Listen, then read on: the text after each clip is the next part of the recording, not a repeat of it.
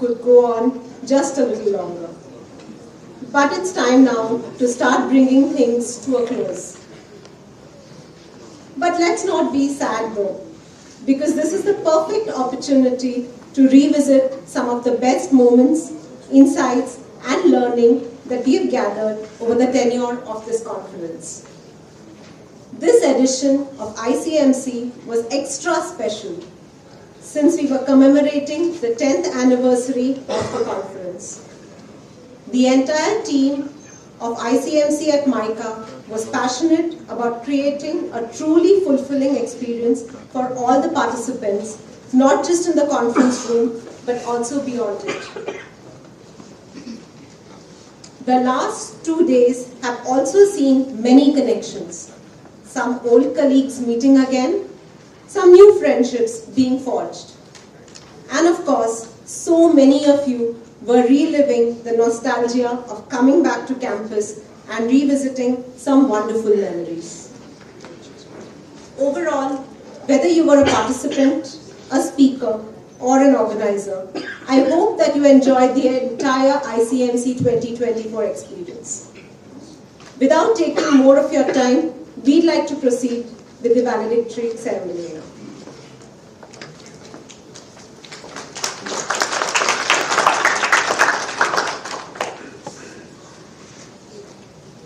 Thank you, Malika.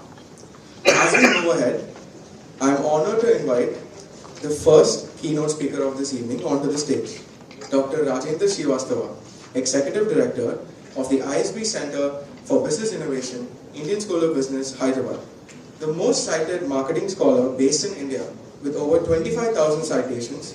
He has managed higher education institutions around the globe. He was appointed a Fellow of the American Marketing Association, the only living person in India to be awarded this fellowship for his long-term contribution to the marketing discipline and practice. The floor is all yours, sir.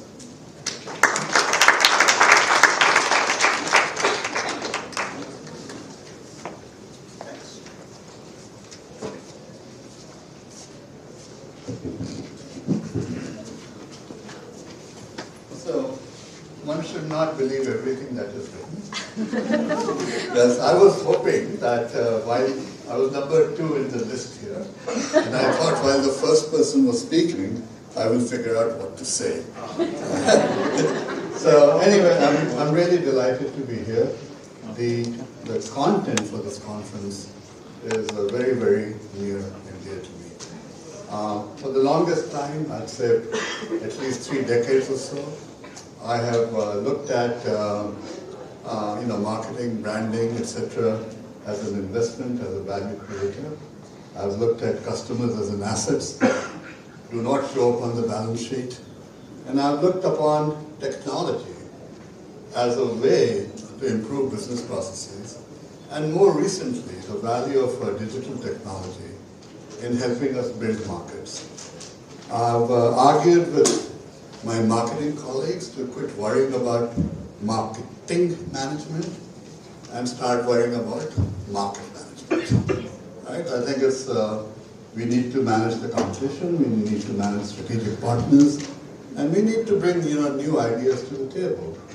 What people don't realize, for example, when you talk about fintech, about 80+% of fintech is actually marketing. Right? It's customer acquisition, customer retention, and that's all there is to it.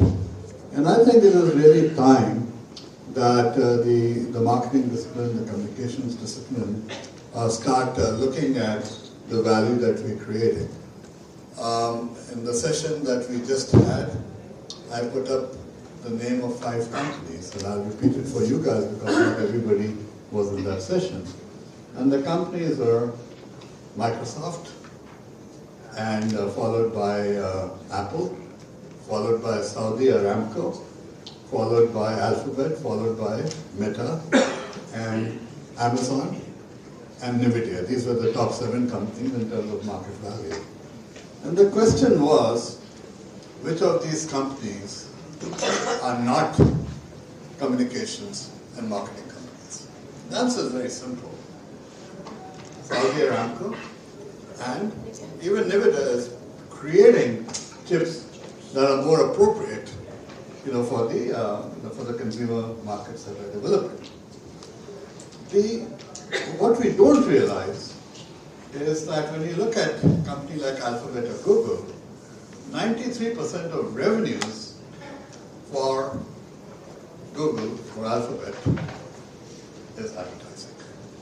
So it is a giant advertising company which happens to use technology, not a tech company that happens to be in advertising. So their success and failure is actually going to depend on understanding marketing. Technology, many people are developing. In 2018 or 2019, I wrote a short article titled, "Will Google be Amazon?" The reason I wrote that article is that Google has all kinds of information on how much time I spend on a particular page and all kinds of information on my use of information. What they don't have and what Amazon has is what did Raj Srivastava buy. So when you can complete the entire, not only buy but continues to buy, customer retention, repeat purchases, etc. So because Amazon has more information, in my opinion, they're in a better position to manage the market. Now the question then becomes, okay, but Amazon has all those other businesses. Yes, they do, but it doesn't mean that they don't compete with Google. If you look at what's happened in the last week, Amazon revenues from advertising grew by 110%. And Google and Facebook grew by like 50 and 40%. So what I said 4 or 5 years ago, pure instinct and pure logic, that information is what is going to help Amazon win.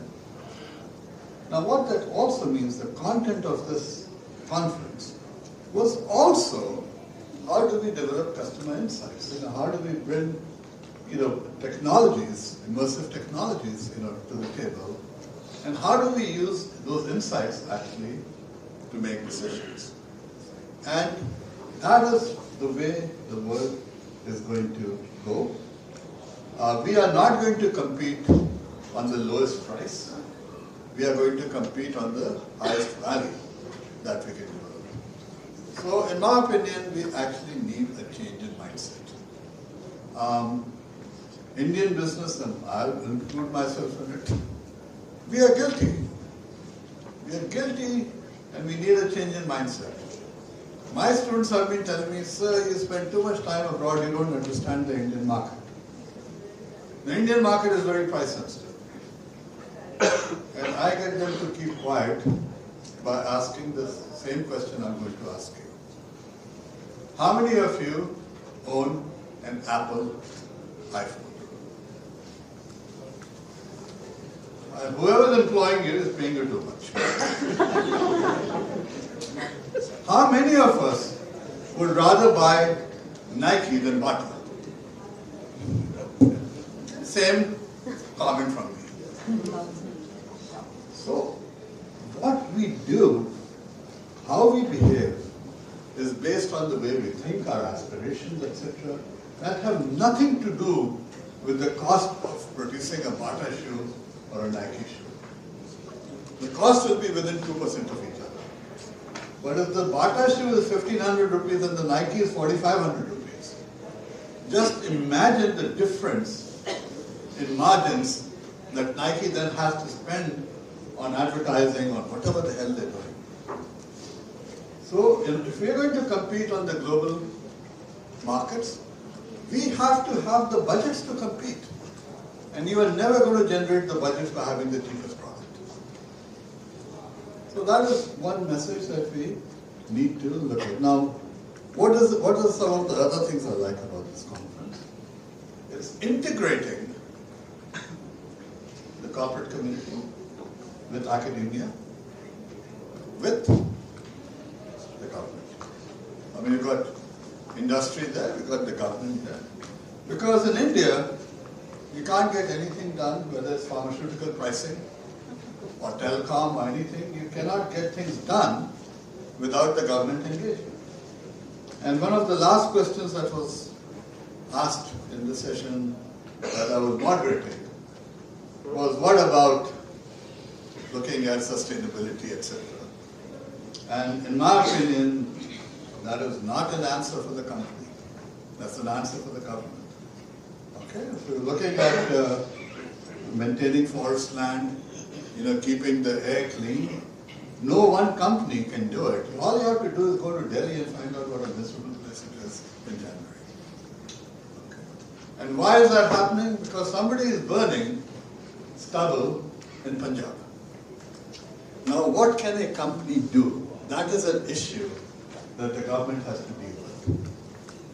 And there's plenty of opportunity. One of the things that I've been doing is looking at the valuation of Indian companies. And my conclusion has been that whether I compare Hindustan Unilever with Unilever International, or 3M India with 3M US, or Sanofi India with Sanofi France, or Bosch India with Bosch Germany, or if I look at Vistara versus Singapore Airlines, you will find that the valuations are significantly higher because India is at the inflection point. There's a movie called The Perfect Storm, where everything that could possibly go wrong goes wrong for this poor fishing boat. For the oil tanker called India, everything is going right. It's just the opposite. And let's contribute to that right. Let's look at how we can take on global competition. And let's not worry about cost minimization. Let's worry about value enhancement. And let's worry about taking on the global competition. If you take areas like electrical vehicles, India in two-wheelers is #1 in the world, whether it's Venezuela and Indonesia. It is Hero and Bajaj. So if you have to go up the ladder, let's at least do the two-wheeler EVs. And then let's look at how do we dominate the four-wheelers. And the strength of Pune, Chennai, and Gurgaon should not be underestimated. That's in the context of four-wheelers. So my one statement for this conference is, I think this conference is going in the right way in terms of what we need to do to be a little bit more ambitious. And let's get the government and industry to work together with academia. So thank you.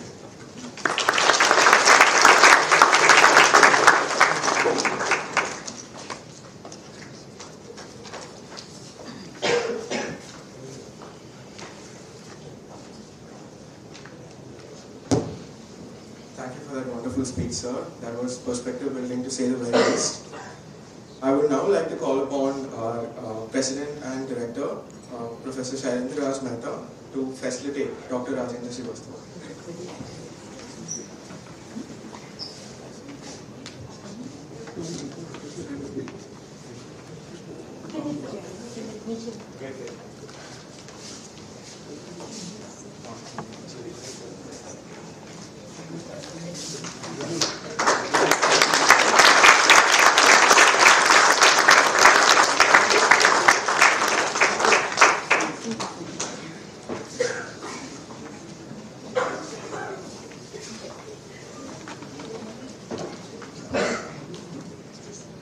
As we move ahead, I'm delighted to invite our second keynote speaker of this evening, Shri K. Rajaraman, Chairman of the International Financial Services Centers Authority, onto the stage. Shri K. Rajaraman belongs to the 1989 batch of the Indian Administrative Service and has assumed the responsibility of the chairperson of the IFSCA after serving for nearly 25 years in various leadership roles in the Government of India and the Government of Tamil Nadu.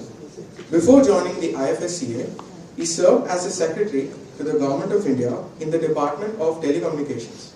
The stage is all yours, sir.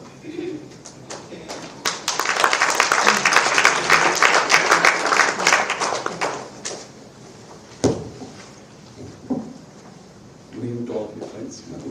First of all, I'd like to thank President and the Dean and others having invited me to this interesting conference. So, congratulations to all of you for having worked together hard for the last few days and discussing a number of very interesting topics, which I think includes things on elements of business, on research, public policy, and so on and so forth. So I can see a variety of topics that have been laid out in the programs that you have been through. I would like to talk briefly about something about what Professor Srivastava also mentioned about India, I think, because while immersive technology is a very important piece in this whole puzzle, I think we are in a very interesting time when India is the toast of the town because of a variety of things. The last 10 years have been very path-breaking in the sense that phenomenal amount of reforms have taken place in India.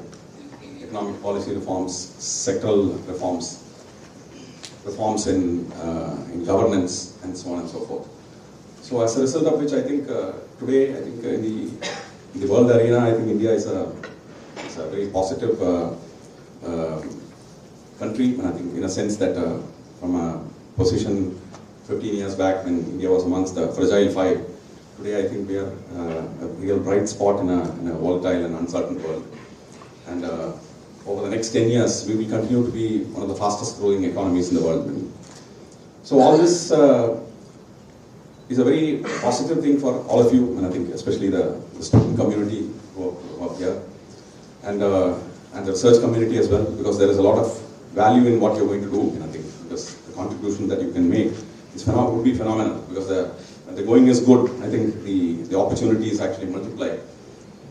So from that perspective, I think India at 2047 is a very appealing prospect. So the Honorable Prime Minister has been championing this idea of Viksit Bharat by 2047, a very challenging task in the sense that I think it requires much more than normal kind of effort in making this happen. So if you look at the last several years, the reforms that have been done, I think some of it which might interest you is that the financial sector reforms have actually been multifold, and there have been very deep structural reforms like GST, like tax reforms, the insolvency and bankruptcy code, the recapitalization of public banks, and tightening the provisioning norms, ensuring there's discipline in the financial ecosystem. So all this has happened. I think that this has unleashed a lot of value in the market, I think. So in the sense that I think that there's a lot of confidence, there's a lot of trust about India, which has just happened both in the financial ecosystem and in the political ecosystem as well. So amongst all these reforms, the most significant reform which I can think of is the financial inclusion reform. Because the rest all look very big ticket, I think, when all this $4 billion market cap and all those things, those are all because of the high-end structural reforms that have happened. But the most important reform, according to me, for India at 2047 is the reform of financial inclusion. 514 million people who did not have bank accounts today are plugged into the financial ecosystem, right? People who are actually connected to loan sharks and the local informal economy today are plugged into the formal economy. So today there are millions of street vendors, fishermen, maybe SMEs, micro enterprises. They are all availing of bank credit under the Mudra scheme, of which many of you must have heard. So they are beneficiaries of micro insurance schemes under the Prime Minister's health schemes, the Jeevan Jyoti Yojana, and the many other schemes. They are also getting into the micro pension schemes of both the EPFO and the Atal Pension Yojana. So as a result of which, what is happening is that the bottom of the pyramid now is moving up the ladder. Today you see that the bottom of the ladder, which used to be nearly about, say, 250 million people living in poverty, is shrinking, and all of them are shifting to the middle class, right? So that is the transformation that is happening under the carpet. So that is the transformation that is going to drive the growth of India at 2047. It is not the top of the pyramid, it is the bottom of the pyramid. Today you will have ordinary people who will be investing into capital markets. They will, thanks to a combination of both financial inclusion and the digital revolution. So today you have at the ordinary man's palm top, a mobile phone which can help him to access any of these things. Today he is accessing perhaps simple things like maybe a direct benefit transfer. But tomorrow I am very sure, I think many of them will be investing maybe 100 rupees in a stock, I think, because of new developments like tokenization, fractionalization of assets, etc. Now the financial inclusion has crept into even the financial markets today in a big way. So therefore, the transformation that you will see in your own sector, I think media, marketing, business, etc., you will see that the bottom of the pyramid, I think there are many people who have talked about the bottom of the pyramid, including Mr. Sikar, Prahlad and many others. But the bottom of the pyramid is going to transform the financial sector in this country. Because if you look at the 515 million accounts that have been opened, and I think they have today the savings that is there. I think it's just the starting. I think they have saved nearly about 2 lakh crores. I think it's not a small sum of money. So it is not once the actual digital transformation happens in terms of access to other services, and I'm sure that the multinational poverty that obtains today will shrink. There will be more people who will be generating economic surpluses within each family, and as a result of which you will find them investing, and a lot of capital formation will happen within the country. So we may not necessarily depend upon the capital inflows from other parts of the world. So the point that I'm trying to make is that India 2047 is a very exciting prospect, and I'm sure that thanks to financial inclusion, it's going to be a much more inclusive growth than ever before. We have I'm from an institution called the International Financial Services Center, which is in Gift City, which is close by. So I head the authority, which is the regulator for this market. It is basically a small offshore platform which which hopes to mimic Singapore, Dubai, and other kind of offshore financial platforms to create a bit of foreign territory within India. Now let me come to the reason why I think some of this is being done. Reforming India in the last 10 years has taken a lot of effort. And I think you must have seen as late as maybe a few months back, there was a Jan Vishwas bill which was placed in Parliament.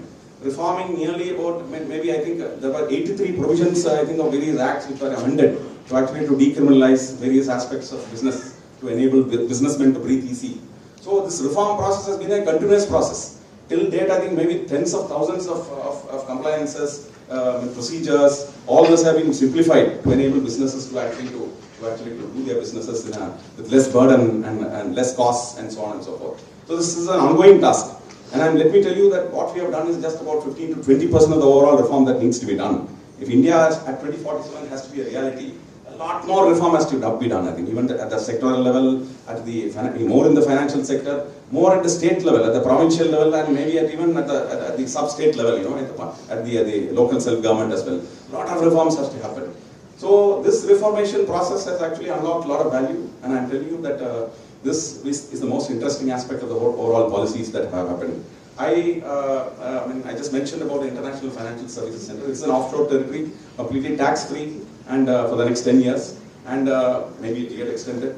So this intends to provide a piece of land where I think you will be able to do your business with a light touch. I think our regulations are completely benchmarked to international regulations. And today, as of now, over the last 3 years, since the Parliament enacted the International Financial Services Center Act, today nearly about 600 businesses are located there, and there are about 26 national and international banks. There are 102 alternate investment funds. There are insurance companies that have started operations, aircraft lessors, ship lessors, and so on and so forth. So there are also fintech companies. I think there are a few fintech companies which have launched their businesses out of Gift City, and so on and so forth. So, the point I'm trying to make is that we intend to create, while India is reforming, it will take another 10 years to actually get the kind of depth of reforms that is required for a truly global business to actually shift here without even batting an eyelid. I think that will take a lot of effort. If somebody wants to move from Singapore or from Dubai into India, will think twice. I think he's enjoying a lot of benefits. I think in terms of the quality of life, maybe in terms of the ease of doing business, taxation, and so on and so forth. So the next 10 years, while more deep reforms get done, there is no patience, I think. So therefore, I think the Prime Minister thought that maybe let's set up a piece of this small territory where reform can be done instantaneously. That's what we have done. So we have written new regulations which are completely benchmarked to the rest of the world. Now coming to, I think the world of immersive realities. let me tell you that India in 2047 will not only require, I think the prospect will happen not because of some pieces of capital thrown at it. Maybe if somebody says that $18 trillion is the amount of net capital inflow that India requires to get there. Capital can be put in, it's an input. But that alone will not get us there, I think. What is required is development of technology. Technology is going to be what will drive India at 2047. If you want to be a champion in the world, if you want your companies to become global scale, then you must develop technology, you must own technologies, and you must build products that actually carry technology which is thoroughbred Indian. So that's where I think probably we are on the back seat at this point of time. So if you look at the intellectual property generation that happens within our country, I think last year, I think for instance, there were about 60,000 patents which were registered in India, which were probably filed in India. And at the same time, I think China had registered nearly about 13 lakh patents. I think so the kind of the scale of intellectual property generation that happens in China and the rest of and many parts of the developed world is mind blowing. So that's where I think perhaps an institution like this and maybe a conference as this should actually apply its mind and find out how you will be able to contribute to this generation of intellectual property. Because essentially, it is not just ordinary business that is going to take you there. Technology leadership is what is required to get there. So therefore, when I was just discussing with your president, for instance, I think how an institution like yours could actually host. I'm very happy to hear that he himself is a techie and a startup champion and so on and so forth. So I think you have a good leader with, I'm sure that will steer you into some of these directions. So an institution like yours, I think you do research, but I think there must be policies in place which actually support innovation. So that's very, very important. I think professors must generate innovation, students must generate innovation, and as he said that before, I could say that. You must become a net generator of employment, not a consumer of employment by seeking employment outside. So I'm happy to hear that you have an incubator here. I think that's phenomenal. But then I think you need to have enabling policies that support it, and also the facilitation and encouragement and the ecosystem, which I'm sure is there, actually to support new age startups and businesses coming out of this institution. So I'm happy to be part of this great conference. Immersive technologies is a very, very important part of the overall technology landscape. A lot of technologies are out there, I think, which are kind of being incubated. Artificial intelligence, machine learning, and other digital technologies like 5G, 6G, and maybe immersive technologies like VR, AR, XR, and so on and so forth. So immersive technologies are a very big part of this landscape, I think, if I may say. When I was just reading a report saying that it's going to be a $500 billion industry by 2030, I think it's no mean a very small piece of the cake. So it's huge, I think. So several months earlier, when I was Secretary Telecom in the Government of India, I visited Nokia's factory in Chennai, I think, just to get an understanding of how they build some of the 5G and 4G products, I think. So I was amazed at how they have deployed VR and XR for training their shop floor employees, I think. So it's a very powerful VR, XR, AR are powerful training tools, I think. If it can be deployed in shop floors, it can be deployed in field situations, it can be employed in the classrooms. It is a very powerful tool for actually enhancing the quality of learning. So and learning outcomes.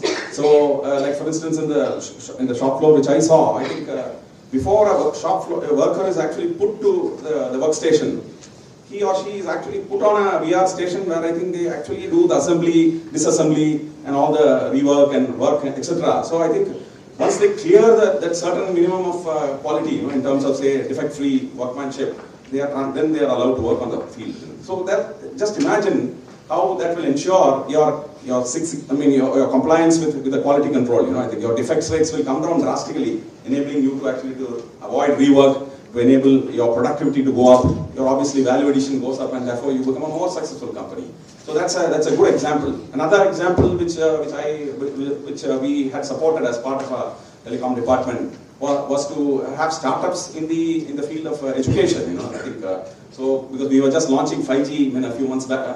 Sometime last year, a year before last. So at that time, I think the 5G is a technology that supports. I think VR, XR, and other kind of immersive technologies in a big way.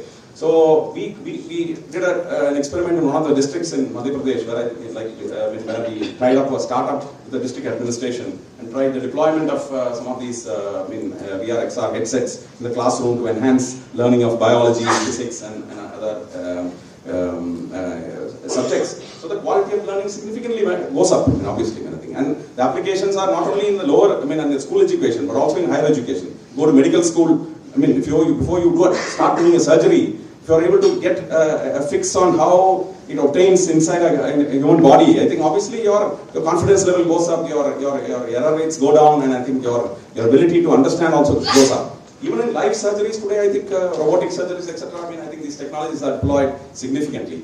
Similarly, I think if you take any element of business, like public policy, for instance, like say disaster management, I think training people in disaster situations I think it requires, you cannot simulate, you can simulate a disaster using a computer and try and see how some of these incident responders are able to kind of respond effectively. So what I'm trying to say is that in public spaces, in public services, I think the application for immersive technology is phenomenal. I think what we are currently deploying is hardly 4 to 5, maybe 10% of what is required. So I'm sure that there will be explosive growth in the use of immersive technologies, and I'm sure that all of you would find new and new applications. It's a question of kind of developing, enabling policies that support the deployment of these technologies. And in public sector, I think it's going to be more difficult, because in the business sector, obviously, you are driven by profits, and therefore, obviously, the business is quick to adopt themselves to the use of these technologies. Whereas in the public sector, I think when I was just talking with your dean about your use in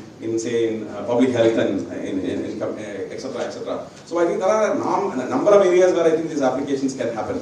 So I'm very happy that all of you have discussed and debated these topics.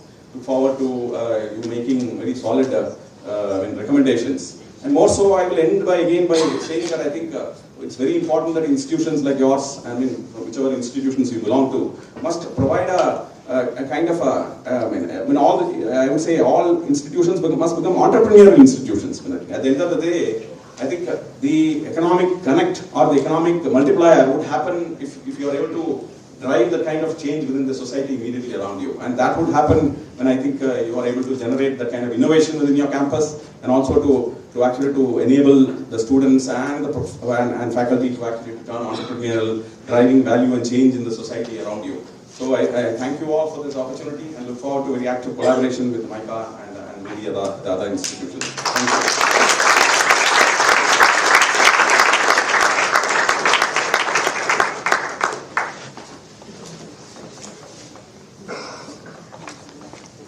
Thank you for the wonderful address, sir. Especially for giving us your perspective on the structural reforms happening in India now. And that has given us all, I'm sure, a renewed optimism about India's future. And I would now like to call upon our dean, Professor Geeta Hegde, to felicitate Shri K. Rajaram.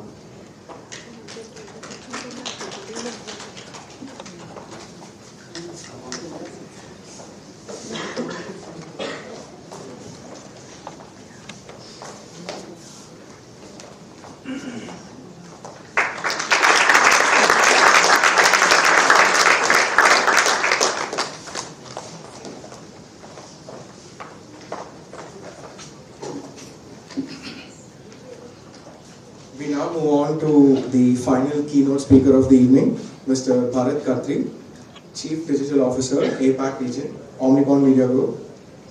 He's a strategic digital marketer with over 15 years of agile experience in the digital and sales domain across the APAC markets. He has transformed data, technology, and real actionable insights into lucrative solutions for brands. Before joining the Omnicom Media Group, Mr. Khatri led operations for Zaxxas in India as the country head, responsible for managing P&L for the largest agency programmatic desk in the country. The stage is all yours.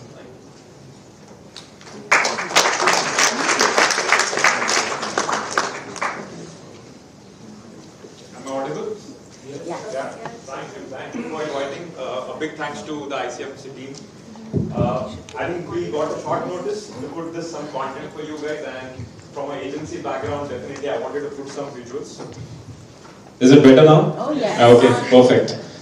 So I think over the next 15 minutes, I'll just quickly put some context for you guys. I think already big thanks for the warm welcome, so I'll quickly skip. I work for Omnicom Media Group, like he said. I'm in the agency space for last 15, 16 years. I call myself a digital born and brought up marketer. I started my journey in 2008. That time, I would say digital was in the web 1 And today, I think we are all going to talk about more on immersive tech, which is helping us move something called Web 3.0. While we go through this whole journey of Web 1 to Web 3.0, there is a lot more disruption which has happened. And the disruption is not just in the internet space, but the disruption is happening across the world. Whether we have seen and lived the pandemic which happened, or the wars which are happening in the world right now. So what's the big shift happening? So when we see from a marketing side or from a consumer lens, I think the big shift, what we see right now, it's more about the world is becoming phygital. And when we say phygital, it's all about how as a consumer or how as a marketer, we are all now living one life cycle in a digital age, or I would say at least 5 to 6 hours time spent what you do is on the digital age, whether you're using a mobile device or you're connecting with a TV screen or on a tablet or on a laptop. And then the rest of the life cycle that we're using is in the physical world. The complexity what we're going through and what the most of the brands are now getting the challenge is about how to tap the consumer's connected availability. Because as a marketer, the bigger challenge is, should I go for the mental availability so that I have the brand in the recall when he's thinking about buying a product, maybe buying a phone, should they buy an iPhone or a Samsung? Or should I be present at a physical location because I want to tap the consumer's physical availability? So I think the future is all about getting into a connected availability, and the reason is all about, we now have physical worlds where everything is layered with digital. So you have the QR code scans to scan and pay, to scan and know more about some product, to scan and connect with the brand. And at the same time in the digital world, the worlds which we are building right now in the gaming ecosystem, we're using the real money to purchase things. We're using money to purchase land, we're using money to purchase wardrobe. So this is how the new phygital is becoming more complicated, and this is where the future looks in. I'm sure you all might have gone through over the last 2-3 days the hype what we went into from a metaverse point of view. And I blame myself equally, being part of this agency ecosystem. We had big drum rolls when our great visionary Mark Zuckerberg talked about how he's going to rename his organization from Facebook to Meta. And I think in that hype, the entire world went into a narrative that this is the next big thing on the internet. It might be the next big revolutionary aspect that we might not need a mobile device, and the mobile would be replaced with a QR headset or Quest. But I think eventually we all realized that there was a big tech rush which was talking about how to get into the metaverse space. Overall, if we see from a technology hype phase, we might need metaverse, but maybe not in the near future, maybe 10 or 20 years later. So while we have seen this whole metaverse wave, and again, like I said, all marketers wanted to start and initiate some journey because they wanted to get that connected availability. The consumer is still spending time on digital as well as physical world. So how I combine this together in the metaverse and gain that momentum. We eventually saw a lot of brands, not just globally, but in India also, which face what we call now regretverse. They invested a lot of marketing dollars to create their own metaverse. Whether we call about a big auto OEM who launched a 50-60 lakh auto variant in a market like India, thinking that the Gen Z will log in into the Volvoverse and maybe purchase that car. So I think this is where the whole big tech narrative comes in, that we start getting excited. And there are a lot of ways in which immersive tech brings value, but as a marketer, you probably need to think about, is it making value addition for your brand, for your consumers? And this is where I think the next section is all about, wanted to talk about the 5-point journey. So as a marketer, I have put a 5-point framework which we share with our clients. The global advertisers that we work, if they have to start their immersive journey, what are the 5 things that they should do? And these are the simple 5 things that we are going to talk about. My promise is we are not going to complicate with AR, XR, VR, and all the tech words. I'm assuming you have already decoded all this in the last few days. So I think the 5-point journey, if you have to talk about, the first point, which I'm sure every marketing book tells us, and every day when we are doing media planning, every brand asks us, where is the audience? Is your audience the Gen Z that you want to tag? And in the previous case, we saw a big auto OEM pushing a big heavy expensive premium variant, but didn't realize that the audience that are there in the Volvoverse don't have an intent, or they don't have a purchasing power to buy that vehicle. So similarly, if you have to think about audience first, whatever immersive use case we have to build, whether we have to build a basic Snapchat filter, think about, is that filter being used by the target audience that we are focusing on? Is your brand really focused on 18 to 24, or your brand is really tapping to 18 to 44 male people? India as a market, I think like the doctor said, it's all about reach and bringing value. So if your audience don't see the value, I think the tech won't be able to deliver the use cases that we built.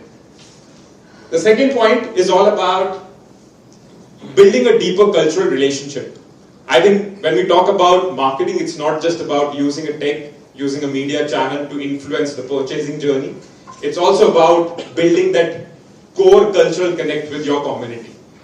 In the marketing landscape, we are seeing now the building of community is a clear use case. Whether you see social media or you see non-social media, it's all about how you want to influence your consumer within that community. And to connect that community, you have to think about the cultural aspect. What is the cultural norm of that community? If I think about, again, the Gen Z audiences on the internet, the new cultural aspect or the insight from a social listening is all about being unperfect. They don't want to be perfect in what they do. They want to think about how an unperfect life can also help them achieve their dreams, achieve their goal. So as a brand, we probably need to think about how we connect with our audiences with that cultural community aspect, whatever immersive tech we thrive upon. The third aspect is also about integrating within the consumer journey.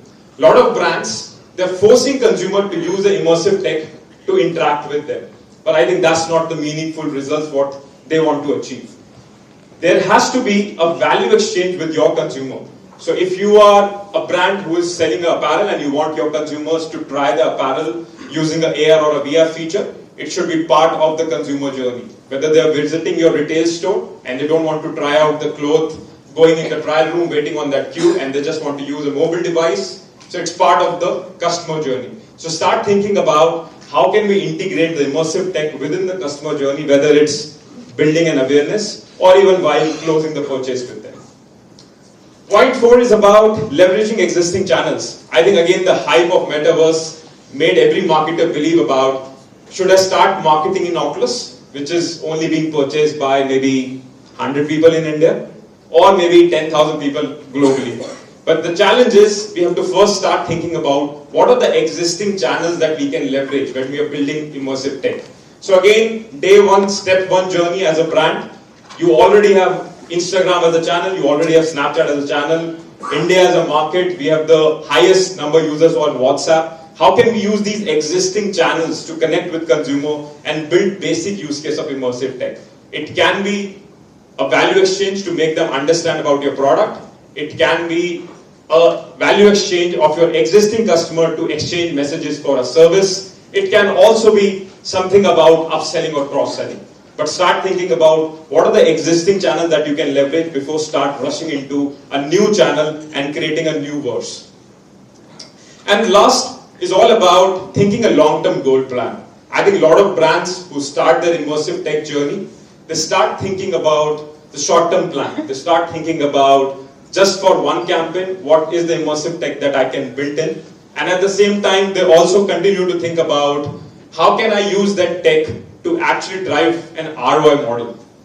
The bigger challenge for immersive tech right now is it is not an overnight journey. You need a proper project management. You need at least a 3-year or a 5-year plan. There is an investment that you need to put in, and maybe the ROI of that investment might not come at day one, but it might be a midterm and a long-term game plan for you as a business. So overall, we have to think about the long-term game plan whenever we talk about any immersive tech, because there is a big investment required, and there has to be a clear thought process in terms of what are the use cases that you want to build. What I thought also is all about, I think I'm sure you might have gone through different use cases in the last few days, but I thought I'll quickly put few inspiring case studies that I've seen globally where brands have used immersive tech in a great way and more from a long-term perspective. The image on the background, if some of you might be aware, this is the biggest immersive tech playground which is built in Vegas last year, which is called Sphere. People who don't know, please Google it out and experience the immersive tech, what Sphere is going to offer, and how similar type of spheres are going to come in a country like India as well.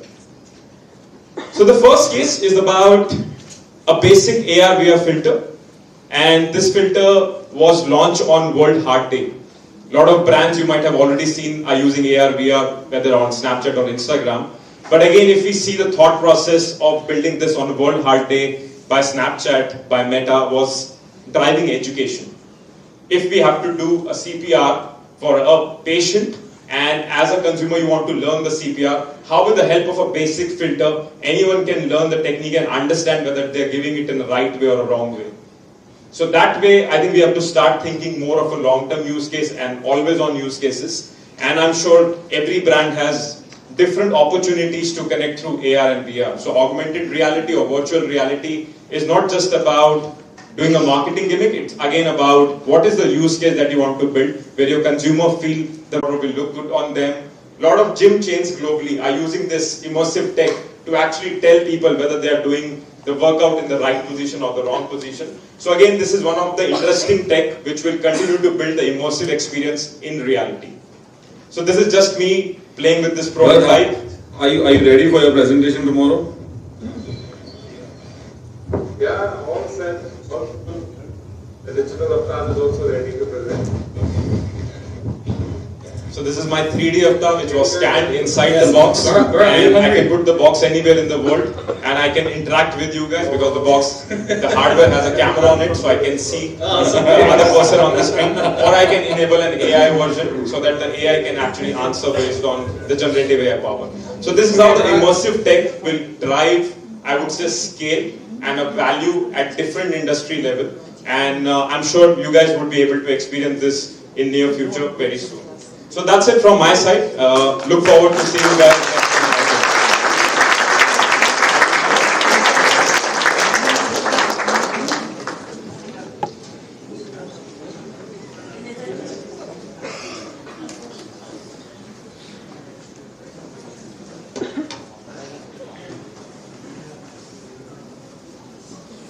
Thank you for that wonderful presentation, sir. And thank you for giving us yet another toolkit for the marketer's arsenal to avoid potential pitfalls. And I would now like to call upon Registrar MICA, Professor Shubhra Gaur, to felicitate Bharat.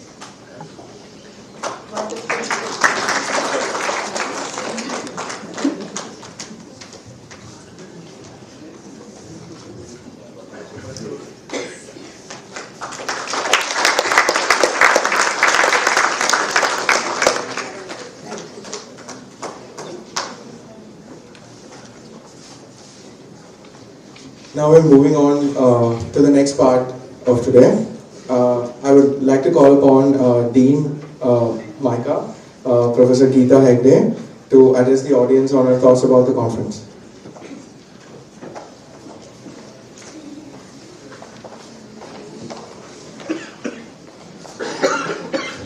A very good evening to everybody, and I remember the day last year, somewhere around this time, when we decided on the topic for the next conference, and I did speak to the co-chair, and I think Santosh said thank you for that. He came and said, you know, with a little bit of nudging, he agreed to become the co-chair, but then he said, then we'll do this thing, you know, we will be working on this differently, and we'll work a little early, and we'll definitely make it a success. Thank you so much. And he thought of a few other team members, and of course we also invited Mayank for it. Thank you, Mayank, for working so well and making this conference a great success. And the team over here, the ICMC team, a big round of applause. Along with the faculty who's done this work extremely well. So I remember the hard work that went in. It perhaps have been 8 months long. Initially started off with identifying our partners, and then slowly talking about the papers that would come, and also it went on, and as the speed picked up, so many things that we didn't talk about happened. So I think that's what this conference was all about. Multiple publications, multiple papers that we had to shortlist on from 18 odd countries, I don't know the number, but I'm sure, yeah, 18 odd countries. Multiple, though we decided on a partner, a conference partner, Northwestern University Medical School, also added Queen's, thank you, and UCSI Malaysia on board, because as knowledge partners and of course, corporates. Good thing about this conference, of course, was looking at academia, industry, and also the policymakers, which we've been talking about many times over the conference. Looking at, and I'm sure all of us agree that this is a power-packed conference, because ultimately later, as we added on the thoughts, new innovative ideas such as job fairs, bringing the universities, best institutions to the researchers, and also making them apply to these institutions.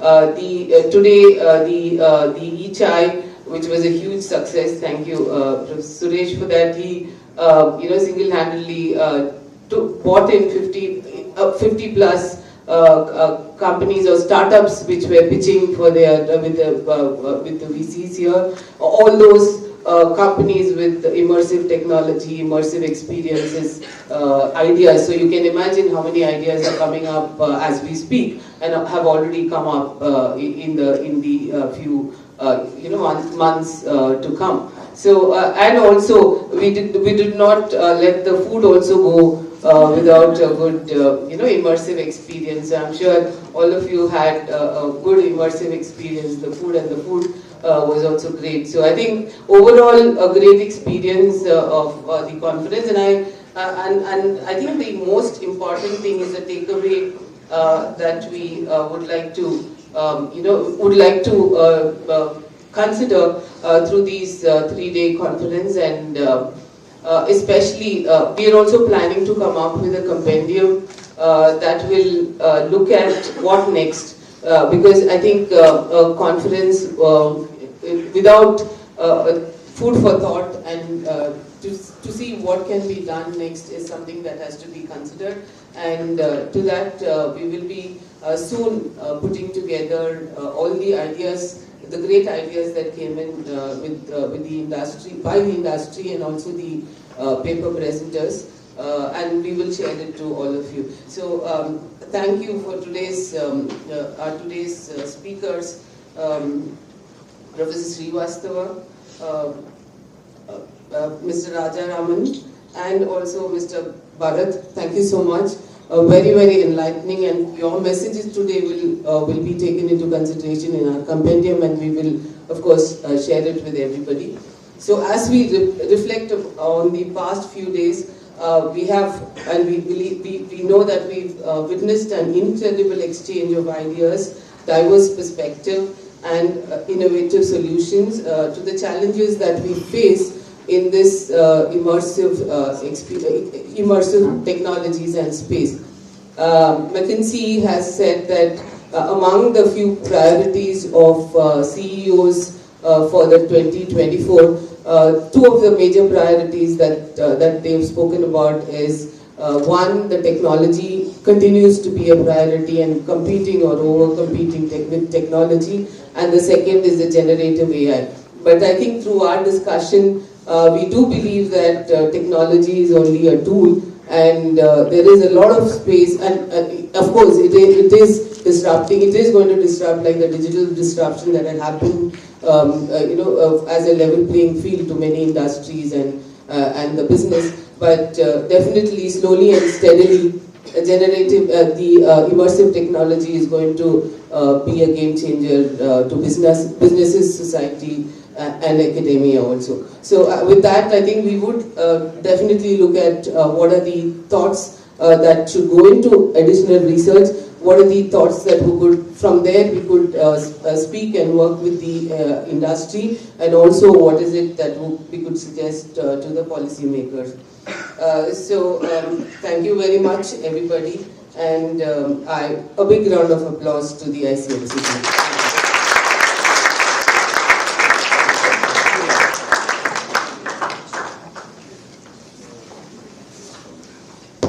you, ma'am.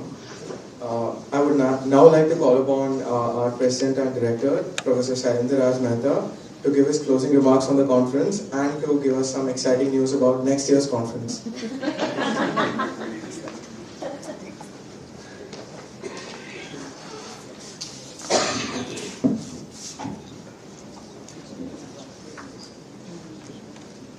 When I was growing up, I was a shy, lanky, somewhat introverted kid. And the two people that I thought were the most beautiful creatures on the planet that I kind of looked up to, one was called Shami Kapoor and the other one was called Mumtaz. Right? Shami Kapoor, as you can imagine, is everything that I'm not. Flamboyant, healthy, extroverted, etc., etc. So they had a film that loomed large in my childhood called Brahmachari. And in that there is a song which I'm going to repeat. I'm not going to sing it here for you. But I mention because there is a duet that they sing which is lovely called Aajkal Tere Mere Pyar Ke Sapne Ke Charche Har Zaban Par. Sabko malum hai aur sabko khabar ho gayi. But then Mumtaz says, "To kya?" So it's at the end of the day, you create all this wonderful knowledge, and then you ask yourself, okay, it's published in the Journal of Marketing, okay, it's published in the Strategic Management Journal, but at the end of the day, jungle mein mor nacha kisne dekha? Ab bahut mor nachte hain yahan pe. So how do we make, and this is where I think all our speakers, in particular Dean Srivastav and Mr. Rajaraman, were so eloquent in stating that knowledge really is designed to flow. It's not designed to be put in a well and stored and forgotten. It's designed to be part of a river so that it reaches the sea and it reaches everything along the way. And that is what we've tried to do here in the ICMC conference. And we've come a long way. We've come a long way. I remember my first ICMC conference here. I had just come to MICA. This is now 2018, January of 2018. It was a small conference, much smaller than this. And I remember for several months, I was involved several hours a day on every aspect of planning. And we were sort of just figuring out all of this stuff. Every email that went out, every planning meeting that went out, how do we identify the scholars that we're going to invite, etc., etc. I mean, 100 decisions. And a large part of my time, right up until the conference took place in January of 2018, was spent on this conference. This time, hardly any time. Partly because the system has matured, the people have matured, the processes have matured, the teams have matured, our networks have matured, and it went like clockwork. It went like clockwork.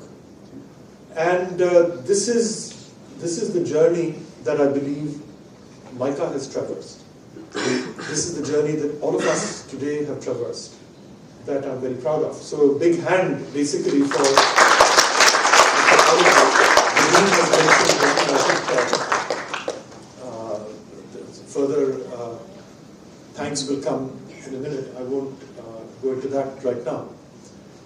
But the other point that I wish to make is that no country has become famous, or no country has made its mark on the world based on borrowed knowledge. All countries, when they have been great producers of knowledge, period. Whether it's a cause or an effect remains to be seen, but they certainly go together. And if the next 30 years, if the next 100 years belong to India, then it's also very clear that we have to create our own sources of knowledge, our own theories, our own knowledge repositories, our own scholars, our own thinkers, who are in tune with the Zamini Hakikat, who are in tune with the reality of India and the reality of the world, and are providing uniquely Indian perspectives on those problems. This is not a plea to create, as Gandhiji would say, or as Tagore said, narrow domestic walls. This is not about narrow domestic walls. This is, as Gandhiji said, let the winds blow from all sides. But at the same time, you have to be rooted enough so that your hut doesn't blow away and that you have that strength to do that. And I'm happy to report that today, and again 7 years ago, there was hardly any world-class research coming out of MICA. None. We have a research categorization that we use in management. All of you are familiar with ABDC. And they have C, B, A star. And then of course beyond that you have FT50 and UT Dallas. Nobody was publishing in FT50 or UT Dallas or A star journals or even A, or hardly any B. A couple of people were publishing in C journals. And we said we are going to do, and we said we are going to the moon, literally. And today, not only are people publishing in B and A star journals, but routinely first authored, single authored FT50 and UT Dallas journals, which means that they have arrived on the global stage. So a big hand for all our scholars. And by the way, the incentive systems are such that we do not pay for research. We accelerate promotions. There are several examples here at MICA where people have gone from assistant to associate to full to chair in 5 years. So we accelerate promotions, but we do not pay for research. Why? Because you have the 1/n formula, that it's divided by the number of co-authors. And so what happens then?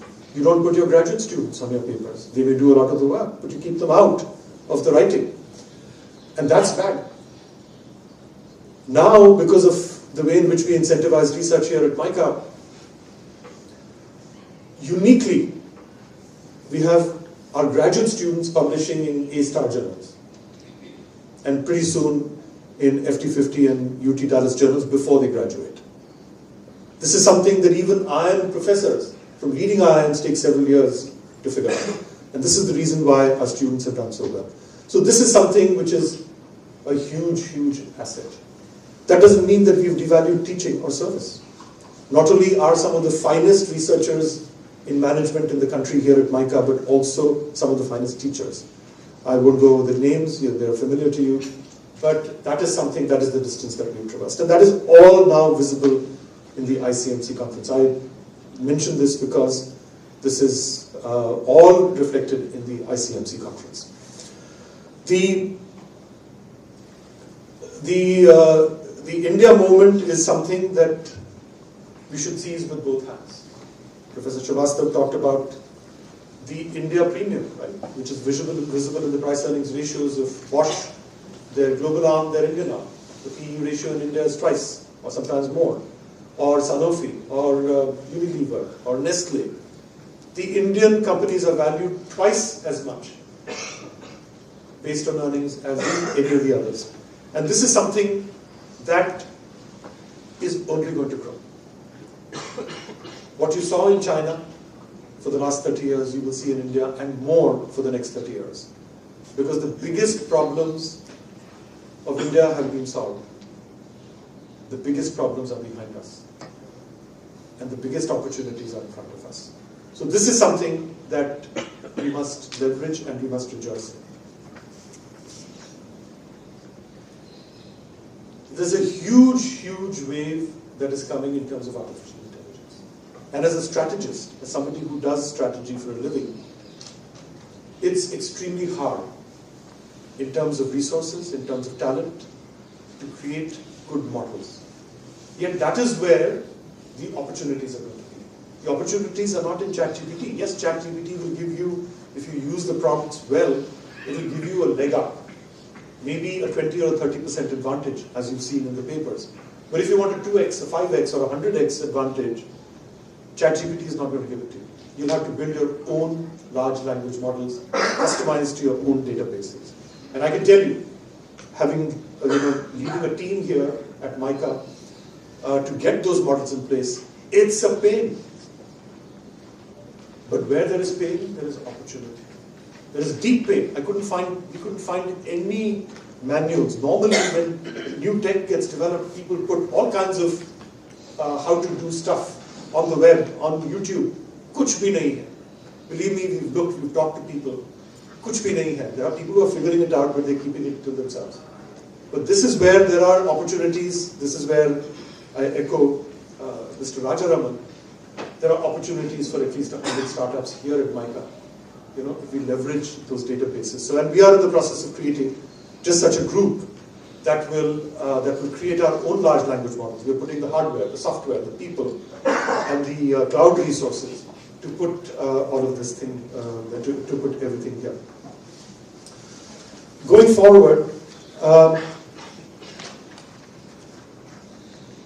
the other thing that I would like to mention is that we had over 200 submissions this year, 200 paper submissions, which again is something that you see in the very large conferences globally. And over 100 sessions were chosen, for presentation. From what I understand, they've gone extremely well. I've been part of some sessions, obviously I couldn't attend everyone, but it was extremely powerful.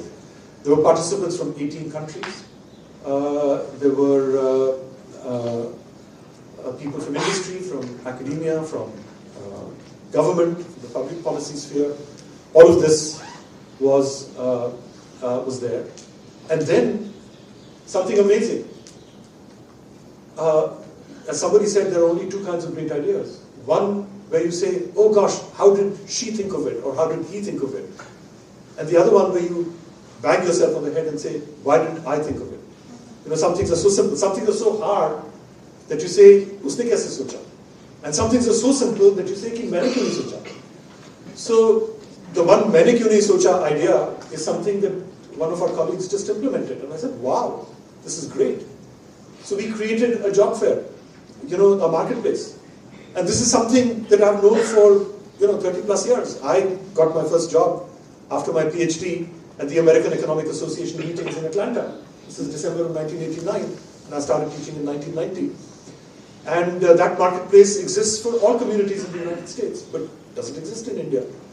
So MICA created a job fair for all the PhD students of private institutions. And so 50 plus students, 50 plus PhD students and FPM students participated, and 9 institutions on the other side came together to recruit. So this makes it very easy for our scholars to find good homes, as it were. So this is something that is also there. And now it is, I'm going to make 2 announcements. One, the theme for next year, but before I come there, I want to make an announcement that that exemplifies what we accomplished in the last few years, what we accomplished together. Many of you have commented on the warmth that you felt here at MICA. The warmth is not there in the warm sunshine, which is outside, and the wonderful weather that we're experiencing, but also in the behavior of everybody at MICA.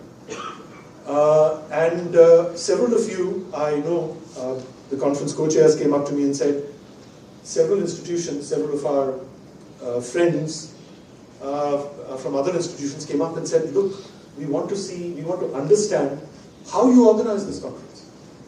Because there are so many innovative things, including, for example, they put together the most innovative menu that I've seen at any conference. I mean, can you imagine, hum fusion ki baat karte hain, but they basically decided कि नहीं हम India का fusion करेंगे. So we have Gujarati and Kerala cuisine. आज जो था वो it was Kashmiri and Bengali. So this is the kind of stuff basically that MICA is known for, and it's out of the box stuff performed, delivered with the heart and delivered with the soul. Which brings me to my second announcement, and this is something that I'm sharing for the first time in public. I think only a couple of people know about this. This just came in yesterday. There's this global organization called Great Place to Work, right? They do this survey that all my colleagues here have answered. Of course, it's completely anonymous. We don't know who answered and what did they say, but it's a 100-point survey very extensive. They have a global database against which they benchmark. And as of yesterday, I'm very happy to announce, and I thought I'd stand here and announce this, we are officially a global great place to work. All of this is something that it is truly democratic. It is truly democratic. I had no role in the process, except to basically say we are going ahead with it. And it's off by and for MICAs. This is basically a gift that you gave to yourselves and as a signal to the world. So I'm going to end now and essentially leave you with two couplets, basically. One from Rahi Masoom Raza, who said basically, लगाई जिन्होंने एड़ वो पहुंच गए उस पार, लगाई जिन्होंने एड़ वो पहुंच गए उस पार, जो हिचकिचाए वो बस देखते ही रह गए. The one thing that is true about MICA, हम लोग हिचकिचाते नहीं. That is one. And secondly, I mentioned this in the YSRC colloquium. The great philosopher Kalicharan Bhattacharya basically said that Swaraj occurs in 6 dimensions. The most difficult of which, of course, we got political freedom, right? That is political Swaraj or Rajनीतिक Swaraj. Economic freedom we got, cultural freedom we got, but he said freedom in ideas is the most difficult. Swaraj in ideas. The title of his paper is Swaraj in Ideas. And so, what I see this conference basically as moving towards is basically Swaraj or decolonization or freedom in ideas. And Steve Jobs said, we have to make a dent in the universe. It's India's time to make a dent in the universe. And I quote here not Steve Jobs, but Dhumil, who said, Zara tabiyat se patthar uchhal ke to dekho, yaro, आसमान में भी सुराख हो सकती है. Thank you.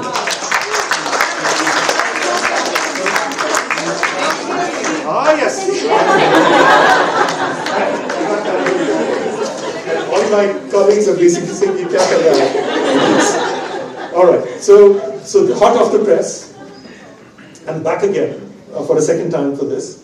The theme of the conference for next year, as chosen by my colleagues and as decided by the co-chairs, I believe it's going to be Rajneesh Krishna and Vinod Kumar, professors. So, I think it's all co-chairs, right? MICA is all about and. It's creativity and business. It's theory and application. It's everything. So it's all about. And so we always have co-chairs. So we have PGP co-chairs, we have FPM co-chairs, we have research co-chairs, center co-chairs. Everything is double. Because it's twice the fun and half the work.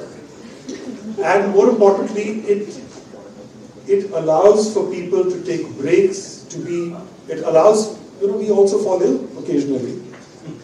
So it allows for things to tick and go unhindered, even if anything happens.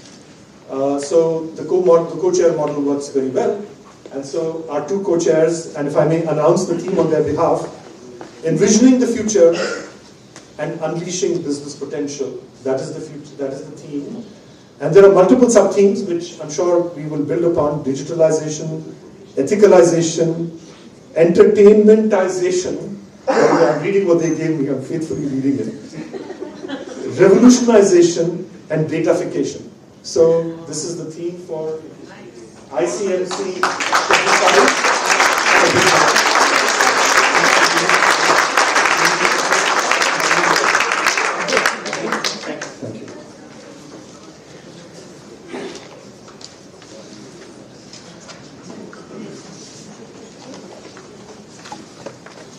Thank you, sir. I'm sure we're all excited to be here next year.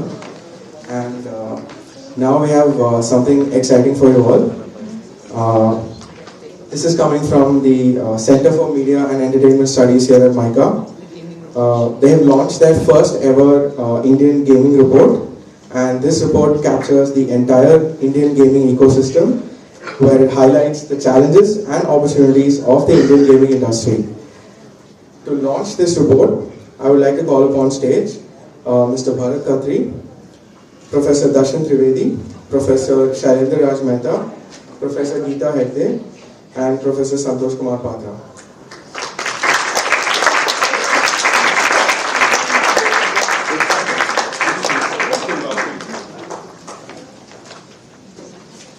Thank you.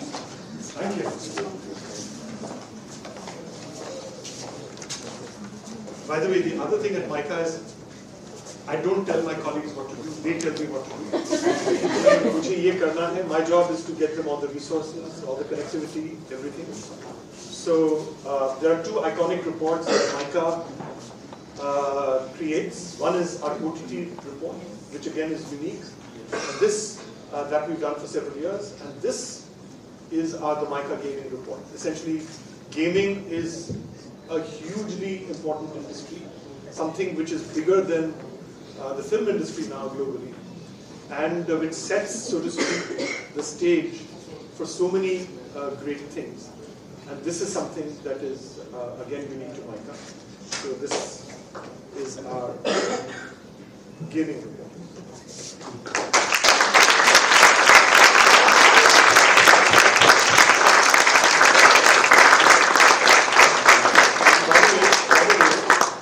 Say that MICA is one of the few management schools where we have a bona fide, globally award-winning filmmaker. It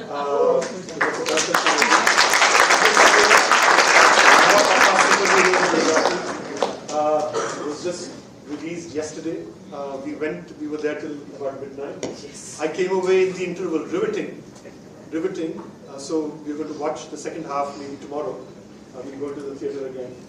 And his Hindi film, which is a remake of Yes, is coming out with a totally new film. Also, as you know, it's been remade earlier, Ekokawa Fasla. But this is the kind of out-of-the-box thinking that we have, and he brings all of this, how shall we say, lateral thinking, creative thinking into the classroom. So this is long live the MICA difference. So I thank you for.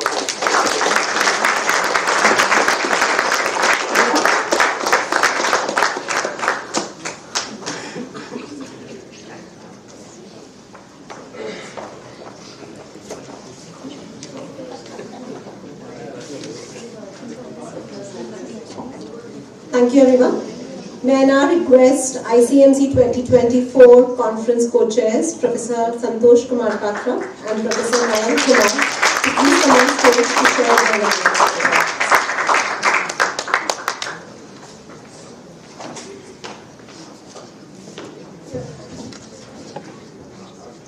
wow.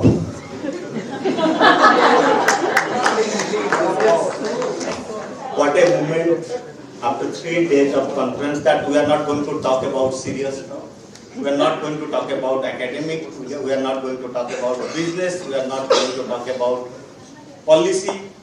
We are going to talk about that how it all happened and how whatever is being discussed, what is the thought behind.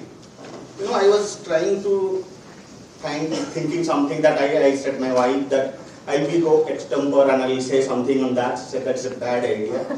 So I said honestly, today morning I said I will express my feelings today. She said don't do that in public. so after 9 years of my marriage, I am wise enough that to take us seriously. So I thought that no, I will write something and then I will make sure I will not express my feelings in public. So please allow me some time to read this. This after 12 months of tireless work of a small group of people with key advices from our leadership, president and team, that on the 10th year of ICMC, but with a freedom to work on a blank slate. ICMC was a blank canvas, exactly 2023 January, with right set of colors to draw our imagination and present to you all 2024 ICMC. This reminds me, though I have been in management education last 15-16 years, primarily my discipline is sociology. I studied digital sociology. So this reminds me one of the pioneering and founding professor of sociology, which I admire a lot, called Emile Durkheim. We all try to build a social fact with the organic and mechanical solidarity of human beings. Once we create a social fact, that basic premise, it will have its life of its own. Whether it is an institution, whether it is an organization or an event like this, that both solidarities bring them together to have its own life. I believe we created a social fact, as Professor Mehta would say, this will be precedence also with the 10 years of learning. ICMC of MICA would have its own life to be a social fact in future. This is the time to share the excitement of how this organic and mechanical solidarity shaped the social fact in the form of ICMC 2024. It started with a simple brief from the leadership team and from our both president and dean that you imagine, you give it a shape, and all resource and support is on us. Some of the innovation we believe we have done and we are going to present. First committee meeting with again very selected, and I have their names very soon, that it's as mechanical solidarity would talk about, let them own that process. It's a committee, but everybody is their driver of their own innovations. First committee meeting, February 2023. Commitment, first commitment as an academic institution, all papers we are accepting in 2024, ICMC should get a chance for publication. So I'm happy to share that after these 107 papers we have accepted, all of them got a chance to consider for publication, be it 3 ABDCA journals or 1 Palgrave Macmillan edited volume or 2 journals which is going to fast track the papers. But certainly all 107 papers got the chance to be considered for publication. As Professor Mehta and Dean mentioned, to give an opportunity, again, I remember in one of our talks that Professor Suresh and Professor Mayank was talking about, it's a great idea to give them the publication, but they should certainly learn not to listen the editors usually in conference they do, that editors should come forward, collaborate to do the paper development for them. So all journals, I'm happy to say, that they started the paper development works, nurtured the doctoral scholars independently with a group of 2 and 3, help them to say that where exactly how we convert these papers in top line publications. And that's we have done in the Young Scholars Research Colloquium.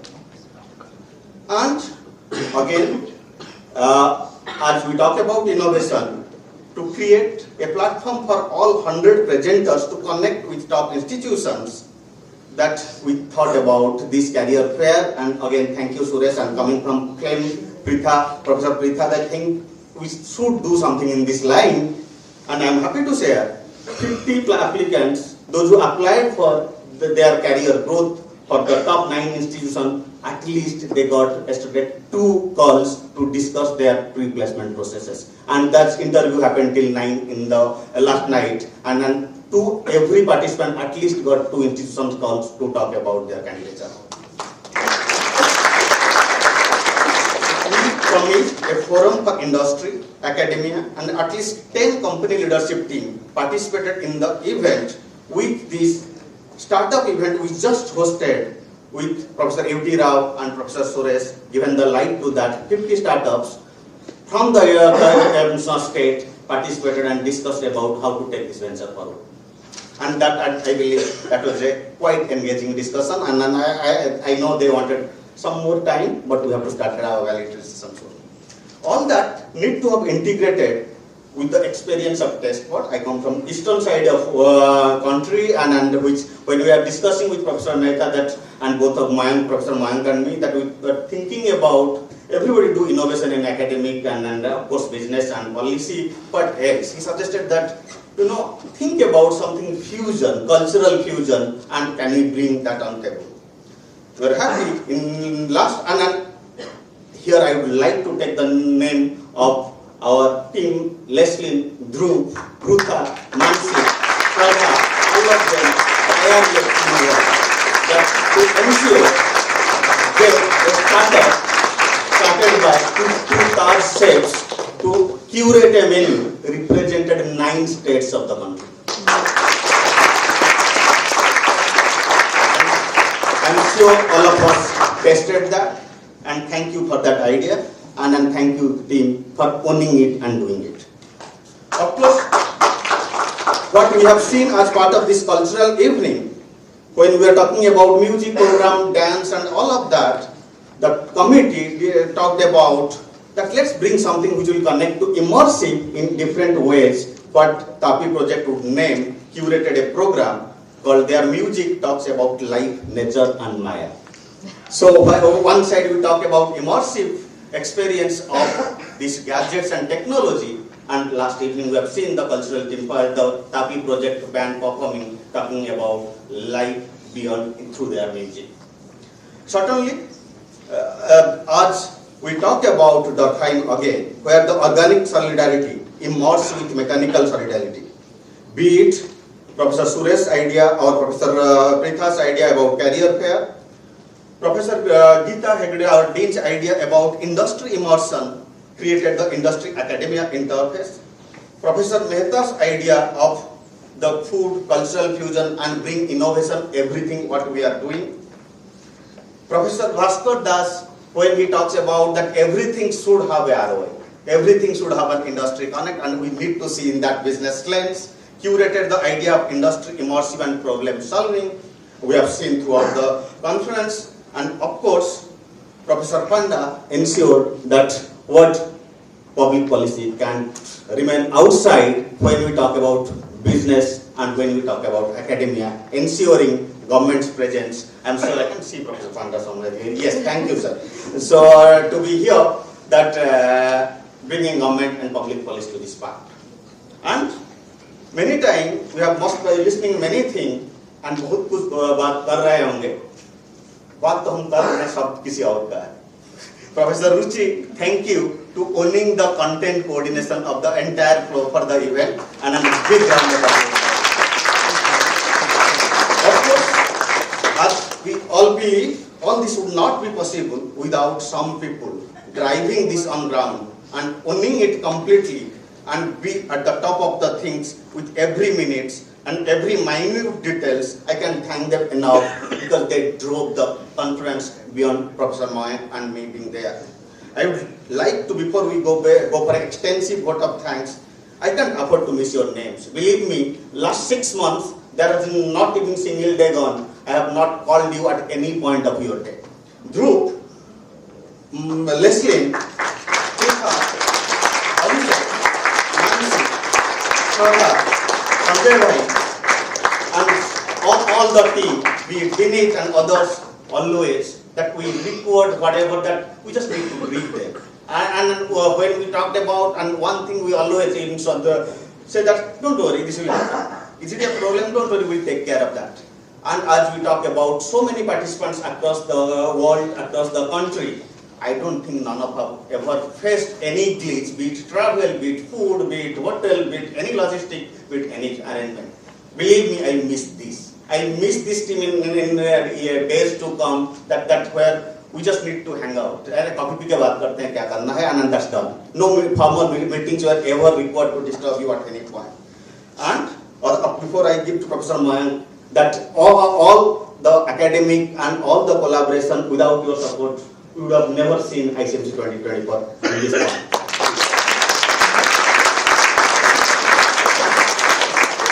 I don't know whether you left anything for me. So I remember the call I got from you sometime in Feb, I think, yes, that we have to lead ICMC. I said, you lead, I'm there, now, forever. And same thing happened today when he said we have to give a vote of thanks. I said, you bring a written script. So I don't have access to all the data, right? And that must, I think many of you will endorse this. When you are asking me something, what is the prize money, what is this thing? I said, I don't know, because I was just there to support and just make things happen, right? But as we come to this closure of this 3 days event, there is a lot to reflect. But we just hope that we have been able to deliver on the promises we made to you on the day of inauguration. We hope we serve you good food. Perhaps the most important thing we attend conferences for. We offered you good networking opportunities. We provided you good learning sessions. But most importantly, with the effort going beyond the 10 months time that our committee has put in, our conference partners have supported, I believe with all those efforts we have been able to create enough memories for you that MICA is known for, which will bring you back for the next year's conference, and we can guarantee you that 2 of the colleagues who will stand in here next year would have crafted even better experience for you, and we look forward to seeing you. Thank you all.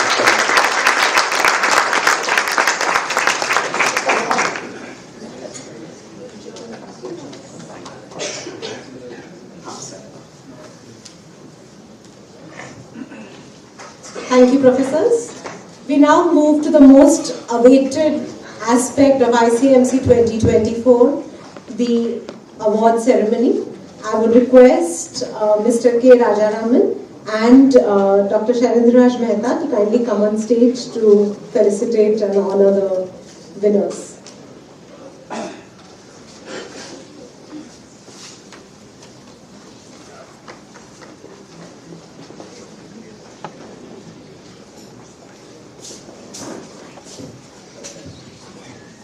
So the third prize goes to the paper titled I'm Confused, Coping with Customer Confusion in Metaverse Shopping, authored by Ayushi Sharma, soon to be called Rahul Pratap Singh Scholar.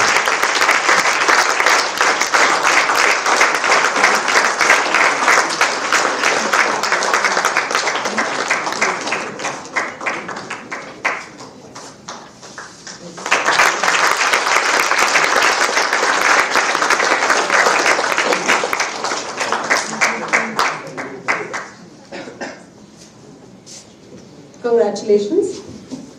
The second prize goes to the paper titled Generation Z Inclined Towards Immersive Shopping Experiences, AR Virtual Try-On in Online Retail in India, authored by Twinkle Trivedi. So congratulations to Twinkle.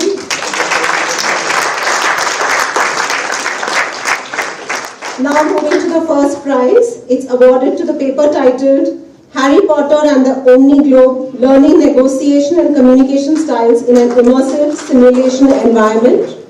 It goes to paper authored by Rishabh Chauhan and Payal Mehra.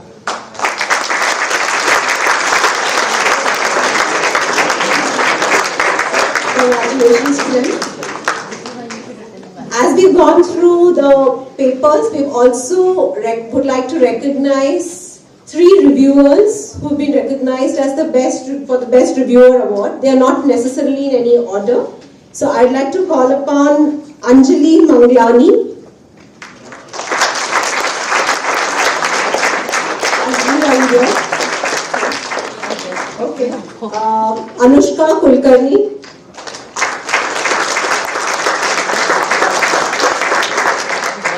And Prothasha.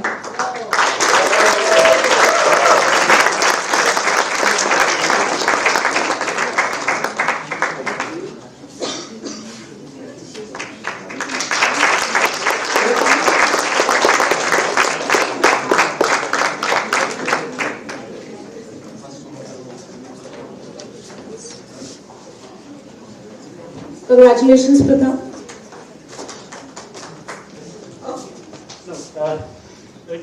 I was talking about the details, but I'm feeling so happy this time that Santosh also missed one important detail. Taking the name of one of our colleagues who have also supported very extensively. The name is Saurabh. so one of the members, I need to say that one member, even 2 members are attending the meeting and giving the inputs. He has been always all the meetings, so I'm saying that even you take notes at times, you miss things. Thank you for being there for the show. Thank you, sir.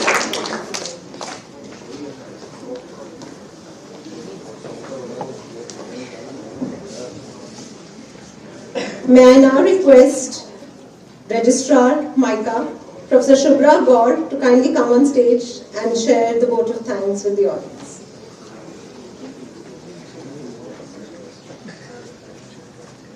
Very good evening. One of the most difficult tasks after so many exciting things, 3 absolutely engaging days and amazing speakers. So many of you are in the first row and so many over there. So we at MICA do everything very innovatively. So I'll try and do that too in the shortest possible time to do the most difficult thing, which is thank everybody and yet not miss out anybody. Let me begin.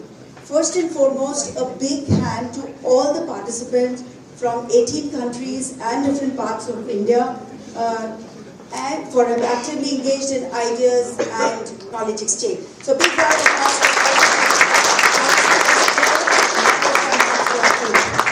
Over 50 reviewers who have reviewed these 200 plus papers that we received. A big round of applause.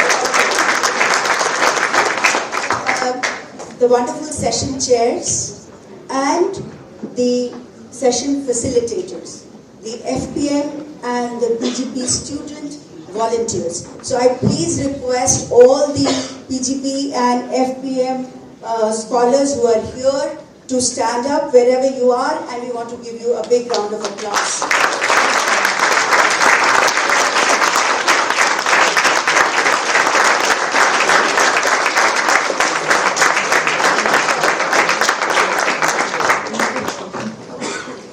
We thank our wonderful conference partner, Medill School of Communications, Media and IMC, Northwestern University, USA. We thank our knowledge partner, Queen's Business School, Belfast, UK, and UCSI University, Malaysia. I can see many delegates from these 3 countries here in the audience. A big round of applause for them.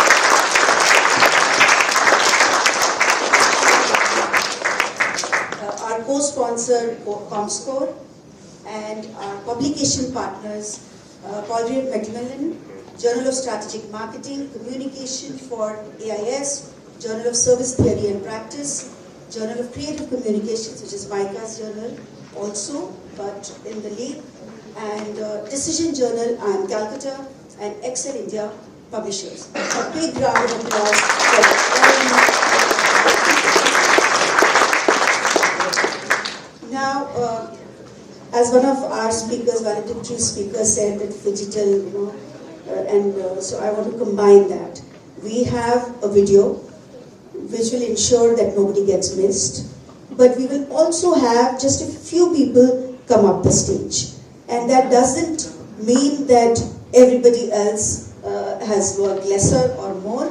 That we all know from our experience that this cannot be measured, despite the industry and government always making it as a benchmark, including business schools and our president and dean. So thank you to the amazing speakers from around the world and present in this room. A big round of applause.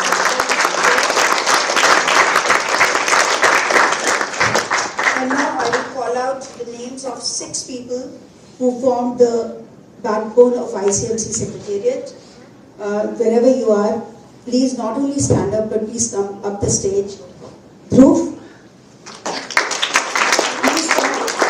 Leslie, Krippa, Mansi,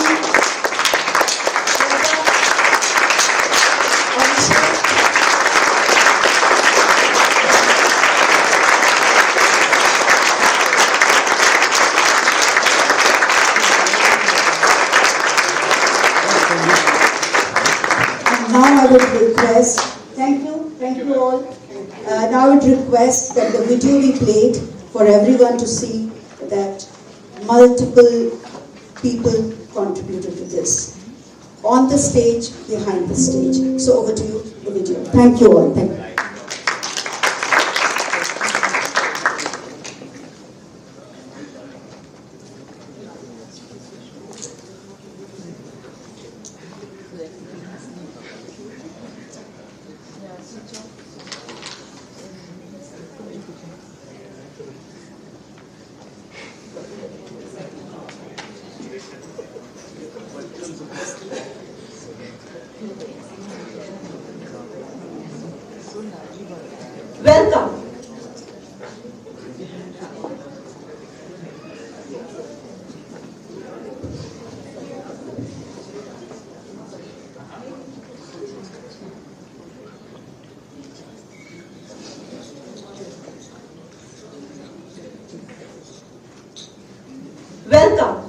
to the 10th edition of MICA's very own International Communication Management Conference, lovingly called the ICMC.